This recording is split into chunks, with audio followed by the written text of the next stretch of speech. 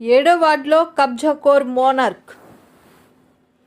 భీమిలి నియోజకవర్గంలో ఏడో వార్డులో గత 30 ఏళ్ల క్రితం ఎమ్మెల్యే అయినటువంటి మానవ ఆంజనేయులు ద్వారా మధురవాడ పేదలకు ఇచ్చిన పట్టా భూములను కాలనీ ప్రెసిడెంట్ బొడ్డేపల్లి సురేష్ ఆక్రమంగా కబ్జా చేస్తున్నాడు అంటూ ఏడో వార్డు కార్పొరేటర్ పిల్ల మంగమ్మ మీడియా సమావేశం ఏర్పాటు చేశారు. ఈ సమావేశంలో ఆమె మాట్లాడుతూ మానవాంజనేయ కాలనీలో అక్కడ ప్రెసిడెంట్ అయిన బొడ్డేపల్లి సురేష్ అనే వ్యక్తి గడ్డలు పోరంబోకు స్థలాలు కలిపేసుకుని 40 అడుగుల రోడ్డు వేసి 20 ఫ్లాట్లుగా చేసి అమ్ముకున్నాడని ఆమె ఆరోపించారు. పార్కు అవసరార్థం వదిలిన జీవీఎంసీ స్థలము కూడా అక్రమంగా ఆక్రమించి గుడి కట్టాడు. దీనికి జీవీఎంసీ కౌన్సిల్లో పెట్టి సభ్యుల ఆమోదం పొందారా లేదా అధికారులే సహకరించి చేశారా అన్నది సమాధానం లేని ప్రశ్న అని ఆమె అన్నారు. అంతేకాక గతంలో పట్టాలు పొంది వేరే చోటికి బతుకు తెరువుకై వెళ్లిపోయిన వారి పట్టాలను ఫోర్జరీ పత్రాలు సృష్టించి ఫ్లాట్లను లక్షలాది రూపాయలకు అమ్ముకుంటున్నాడు. అన్యాయం గురించి కబురు తెలిసిన వాస్తవ హక్కుదారులు స్థలంపైకి వెళ్తే గూండాలతో బెదిరిస్తున్నాడని, కార్పొరేటర్ అయిన తన దగ్గరకు బాధితులు వచ్చి లబోదిబోమంటున్నారని ఆమె అన్నారు. ఈ విషయమై స్థానిక కార్పొరేటర్గా అక్రమదారుణ్ణి నిలదీస్తే ప్రభుత్వ అన్ని వ్యవస్థలను మేనేజ్ చెయ్యగలను అని మీకు దిక్కున్న చోట చెప్పుకోండి అంటూ హుంకరించారని ఆమె అన్నారు. దీనిపై తగిన చర్యలు తీసుకోవాల్సిందిగా రెవెన్యూ ఉన్నతాధికారులను కలిసి వినతిపత్రం సమర్పించాము. తగిన చర్యలు చేపట్టకపోతే న్యాయస్థానాన్ని ఆశ్రయిస్తామని ఆమె అన్నారు. బాధితులు మాట్లాడుతూ కలెక్టర్ నుండి వీఆర్ఓ వరకు, కమిషనర్ నుండి కానిస్టేబుల్ వరకు వేడుకున్నా తమకు న్యాయం జరగలేదని మీడియా ముందు వాపోయారు. ఈ సమావేశంలో టీడీపీ రాష్ట్ర వాణిజ్య శాఖ కార్యదర్శి పిల్లా వెంకట్రావు, ఏడో వార్డు జనసేన అధ్యక్షులు నాగోతి నరసింహనాయుడు, బాధితులు పాల్గొన్నారు. అందరికీ నమస్కారం. ఈరోజు ఈ ప్రెస్ మీట్ కారణం ఏమిటంటే భీమిలి నియోజకవర్గంలో ఏడో వార్డులోని మానవాంజనేయ కాలనీలోని జరుగుతున్న అక్రమాల కోసం ఈరోజు ఈ ప్రెస్ మీట్ పెట్టడం జరిగింది. అక్కడ ప్రెసిడెంట్గా ఉన్న అతను బొడ్డేపల్లి సురేష్ అని భూదందాలు చాలా ఎక్కువగా చేస్తున్నాడు అతను. ఎందుకంటే అతను ఇదివరకు ఒక గడ్డగా వదిలేసిన భూమిని ఈరోజు కప్పేసి అది 20 ఫ్లాట్లు కింద అది అమ్మేసి 20 ఫ్లాట్లు చేసి అది అమ్మడం జరిగింది. అంతేకాకుండా దానికి 40 అడుగులు రోడ్డు కూడా వేయడం జరిగింది. ఈ కిందన 40 అడుగుల రోడ్డు కూడా వేయడం జరిగింది. అంతటితో ఆగకుండా ఇది జీవీఎంసీ పార్క్. ఇది ఇక్కడ చూస్తున్నారు కదా, ఈ జీవీఎంసీకి పార్క్ కింద నిర్మించారు. ఇది వదిలేశారు ఈ ప్లేసు. అటువంటి ప్లేస్లోని శివాలయం కట్టారు. శివాలయం ఎలా కట్టారు? జీవీఎంసీ వదిలేసిన పార్కుకి మరి జీవీఎంసీలో కార్పొరేటర్గా అది కార్పొరేటర్ అధికారం ఆమోదించిన తర్వాత వీళ్ళు కట్టారా, లేదంటే జీవీఎంసీ కార్పొరేషన్లోని వీళ్ళు కౌన్సిల్లో పెట్టారా? పెట్టకుండా ఎవరు ఆమోదించారు? దాని గురించి ఏంటి? మరి శివాలయం ఎలా నిర్మించారు? మరి దీనికి అధికారులు కూడా సహకరిస్తున్నారు. దీనికి 20 ఫ్లాట్లు 20 ఫ్లాట్లు ఎలా చేశారు? గోర్జంతా కప్పేసి అది 20 ఫ్లాట్ల కింద చేసి దానికి 40 ఫీట్ అడుగులు రోడ్డు నిర్మించారు. దీనికి అది కూడా చేశారు. అది ఒకరి వల్ల అవ్వదు. దీనికి అధికారులు కూడా దీనికి సాయపడ్డారు. అది ఒకటే కాకుండా దీనికి లోకనాయకులు కూడా సాయపడ్డారు. ఇందులో ఉన్నోళ్ళు అందరూ కూడా ఇప్పుడు అందరూ కూడా బయటికి రావాలి. ఇది చాలామంది ఇప్పుడు 4-5 వచ్చారు ఇతని దగ్గరికి. ఇదివరకల్లా మీరు ఏం చేస్తారని అడగొచ్చు. 4-5 వచ్చి ఇళ్ల స్థలాల కోసం ఈయన్ని అడిగారు. అడిగితే ఈ ఇల్లు స్థలాలు ఎక్కడున్నాయి ఏంటి అని ఇతను వివరంగా అక్కడికి వెళ్ళి చూడడం జరిగితే ఇది నా ఇష్టం, నేను అమ్ముకుంటాను, మమ్మల్ని ఎవరు అడుగుతారు అనే మాటలు వచ్చాయి. పేదవాడికి ఇచ్చిన స్థలాలు వీళ్ళు ఎలాగ అమ్ముకుంటున్నారు? దేనికి అమ్ముకుంటున్నారు?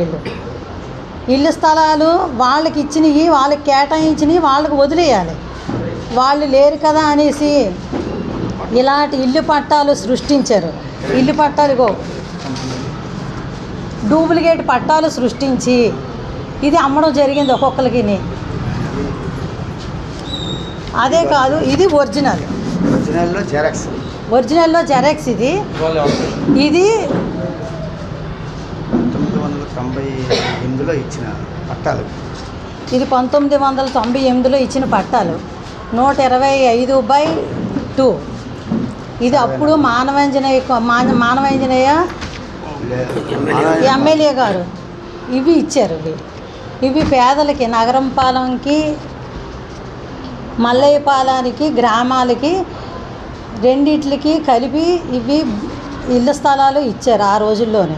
ఇస్తే అవి చాలామంది అక్కడ వసతులు లేక దేనికి కూడా నోచుకొని స్థలాలు ఇవ్వడం వల్ల వాళ్ళు ఏం చేశారంటే వేరే ఊర్లు వెళ్ళిపోతే ఆ భూముల్ని వీళ్ళు ఆక్రమించి ఫ్లాట్ల కింద వేసి ఇవి అమ్ముకోవడం జరిగింది. వాళ్ళు వచ్చి అడిగితే వాళ్ళని వాళ్ళ మీద కలబడుతున్నారు. మీరేం చేసుకుంటారో చేసుకోండి, మీరు ఎక్కడ చెప్పుకుంటారో చెప్పుకోండి, ఇది నా ఇష్టం, నేను చేస్తాను అన్న తీరు ఇప్పుడు ఈయనలో కనబడుతుంది. అదే ఇందులో కూడా కొంతమందికి ఒక అస్సాంకి ముందు 3 పట్టాలు ఉన్నాయి. అవి మీకు కూడా తెలుసు. ఆల్రెడీగా మరి 15 రోజులు 20 రోజుల క్రితం 25 లక్షల రూపాయలకి ఆల్రెడీగా పట్టా అమ్మాడు. ఆ అమ్మి ముట్ట చెప్పాడు. ఇప్పుడు ఏంటంటే నాకు ధైర్యము, నా వెనకాల గంటా గారు ఉన్నారు, నాపోతే ఎమ్మెల్యే గారు ఉన్నారు, నాపోతే తెలుగుదేశం కోన రవికుమార్ గారు ఉన్నారు అని చెప్పేసి చెప్పుకొని తిరుగుతున్నాడంట. అది ఏంటంటే అది ఆలోచించవలసిన పని లేదు. ప్రజల కోసం నేనైతే నాకు కావాలని అడగలేదు. నిజంగా లేనంటి వాళ్ళకి నువ్వు డబ్బులు తీసుకోకుండా లేనంటి వాళ్ళకి నువ్వు అందరినీ కలుపుకొని కూర్చొని ఇదిగోనండి ఇందులో స్థలం ఉంది, ఈ రకంగా లేనంటి వాళ్ళకి ఏదో చేద్దాం, ఇప్పుడు 60 గజాలు బదులు 40 గజాలు ఇద్దాం, 20 మందికి కాదు 30 మందికి ఇద్దామని చెప్పేసి చేయలేకపోవా? నీకు మంచి పేరు ఉంది కదా. నువ్వు డబ్బులు తీసుకొని లబ్ధి పొంది నువ్వేమో వచ్చేసరికి ఖాళీగా ఉన్నవాటిలో ఒక్కొక్క ఖాళీగా ఉన్నవాటికి 8 లక్షలు, 9 లక్షలు, 10 లక్షలు, 12 లక్షలు ఇలాగ అమ్మాడు. ఏమనంటే గుడికి ఆటలకి ఎడతామని చెప్పేసి నాకు 4-5 ఫ్లాట్లు తవ్వుకు వచ్చారు. ఇలా మా ఫ్లాట్ కబ్జా చేస్తాడండి సురేష్ అని చెప్పేసి. ఏం జరిగిందని అంటే ఏం లేదన్న ఆ టైంలో ఏదో అయిపోయింది, మరి వాళ్ళు ఎవరు రాలేదని చెప్పి మేము అమ్మేసి ఇలా గుడికి ఎట్టాము. మళ్ళీ తీరా మోసి ఎంబడే దాని మీద ఒక ఇది కోర్టు నుంచి ఏదో డైరెక్షన్ తేవడం, వాళ్ళు వచ్చేటప్పటికి ఏదో చిన్న ఇల్లు ఏది కట్టేసి అవుట్ ట్యాక్స్ కట్ చేసేయడం. ఇతను ఇది వరకు జీవీఎంస్లో ఈ బొడ్డేపల్లి సురేష్ అనే వ్యక్తి జీవీఎంస్లో ఒక కాంట్రాక్ట్ బేసిక్లో దగ్గర పనిచేసేవాడు. అందులో జీవీఎంస్లో అవుట్ ట్యాక్స్ కట్ చేయడం, హౌస్ ట్యాక్స్ వేయటం ఇలాంటి వాటిల్లో పనిచేసేవాడు. ఆయనకి దొడ్డిదారులన్నీ కూడా ఆయన తెలుసు. మన జీవీఎంస్ జోన్ కమిషనరు బొడ్డేపల్లి రాము గారు ఉండేటప్పుడు ఈయన జీతం కూడా కొన్నాళ్ళు డ్యూటీకి వెళ్ళకపోయినా సరే డ్యూటీలో కొన్ని ఉద్యోగం చేసినట్టు జీతం కూడా డ్రా చేశాడు ఈ బొడ్డేపల్లి సురేష్. అలాగే ఇదేంటని చెప్పేసి నేను అడిగినందుకు నా మీద కూడా కొన్ని బురదలు చల్లుతున్నాడు. నేనేదో 50,000 60,000 ఒక్కో ఫ్లాట్కి అడిగానని చెప్పేసి కొన్ని ఏదో అందరికీ కూడా మన వాళ్ళకి మన విలేకరులు కూడా కొంతమందికి ప్రెస్ వాళ్ళు కూడా కొంతమంది చెప్పాడట. చెప్పనే నేను ఈ 3 సంవత్సరాల్లోనే ఎంతమంది దగ్గర వసూలు చేశానో అన్నీ మీకు అందరికీ తెలిసిన విషయమే. అలాగైతే నేను వాడి రోడ్డు ఎక్కివాడిని. ఎంతమంది 62 మంది నీకు కళ్ళు మూసేయగల 62 మంది కూడా ఎవరు నేను తప్పుడుతో పట్టించగలను. నేను అడిగాను ఇది తప్పు, చాలా తప్పు అని చెప్పి అడిగాను. ఆయన కూడా చాలా తిరిగి దాంట్లో 3 ఫ్లోర్లు బిల్డింగ్ ఆల్రెడీ కట్టాడు. ఇది ఎలా పోతూ 4వ ఫ్లోర్ కూడా వేస్తున్నాడు. దానికి పర్మిషన్లు ఎలాగొచ్చాయో తెలియదు. నేను ఇలాగా అయితే ఏం చేసుకుంటావు వెళ్ళి అడిగితే మాకు కోర్టు ఆర్డర్ ఉందండి, మా కోర్టు ఆర్డర్ మీద మీ ప్రకారంగా మేము ఆల్రెడీగా వెళ్తున్నాం అని అంటే నీకు ఎన్ని కోర్టు ఆర్డర్లు ఉన్నాయి ఏంటని చెప్పేసి నేను కోర్టు ఆర్డర్ కూడా అడిగాను. కొంతమంది ప్రెస్ వాళ్ళు కూడా వెళ్తే మా కోర్టు ఆర్డర్ ఉండగానే కొంతమంది వెనక్కి వెళ్ళిపోయారు. అది ఏంటి ఆ కోర్టు ఆర్డర్ ఏంటి, మంచి ఏంటి చెడ్డ ఏంటి కొంచెం పరిశీలిస్తే బాగుండిపోయాను. అది 12 మంది అని చెప్పి 12 మందికే ఉంది. 12 మందికి ఉంటాడు. 20 ఫ్లాట్లు ఎలాగేసాడు. ఆ ఉన్న 8 ఫ్లాట్లు కూడా పట్టాలు ఎలాగొచ్చాయి? మరి ఇప్పుడు పట్టాలు ఈ దొంగ పట్టాలు ఎలాగొచ్చాయి? ఈ దొంగ పట్టాలు సృష్టించాడు.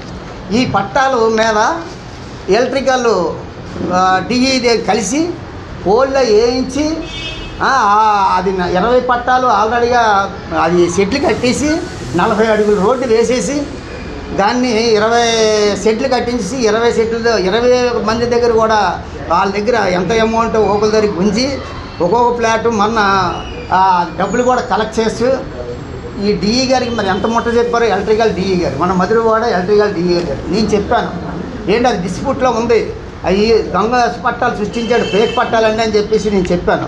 చెప్తే ఆయన వినిపించుకోలేదు. ఏఈకి ఇచ్చాను నేను, ఇవ్వద్దండి అని చెప్పేసి.